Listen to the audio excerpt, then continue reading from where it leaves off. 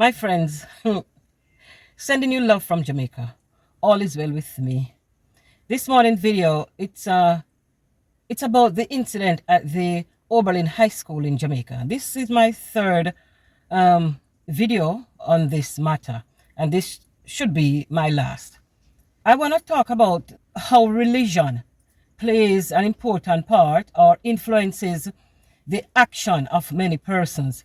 And under the name of religion, maybe more so Christianity, we have been going on a path which I personally believe that we don't really understand. For most of us, it's the culture that we grew up in, whether it's the culture of our household or it's the culture of our community, or maybe in general the culture of the country. There are many religious groups. There are many groups under the umbrella of religion. The Catholics, the Anglican, the Quakers, the Pentecostal, the Jehovah's Witnesses, the Seventh-day Adventists, all of these paths going towards a light. But the paths are really different.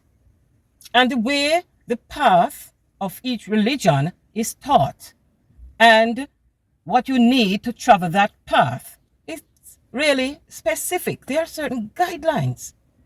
Now, the incident at the school the other day, in my opinion, from the expressions that I saw, that was the Christian and a more, I wouldn't say it, all right? That group that likes to talk about Holy Ghost filled and water baptized, Jesus on my mind, that group. And that group tends very often to impose its belief and practices on other groups. There's nothing subtle about their expressions nor their practices. Now, in a school, you have many different religious beliefs. Children coming from different households whose religious practices are so different. At a devotion, how comes you have removed the practices that you do in the synagogue or your temple, and you brought it into the school, a school's auditorium, where you have a multidisciplinary, a multi-religious group?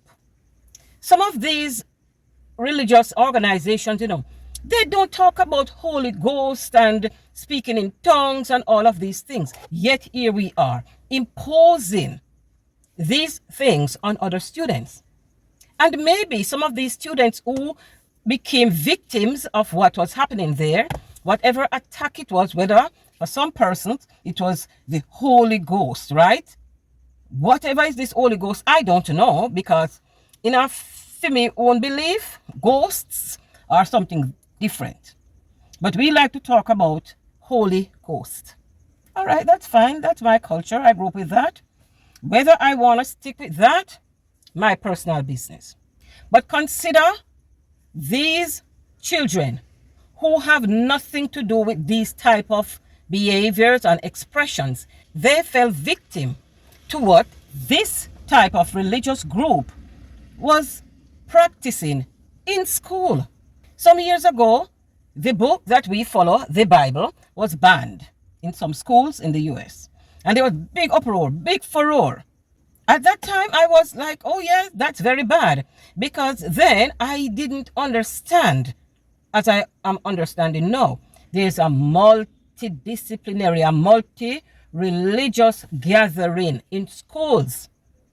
And when I send my child to school, I do not want my child to be indoctrinated along a path that clearly is not what I choose for my child to follow. Yet, in schools, nobody cares.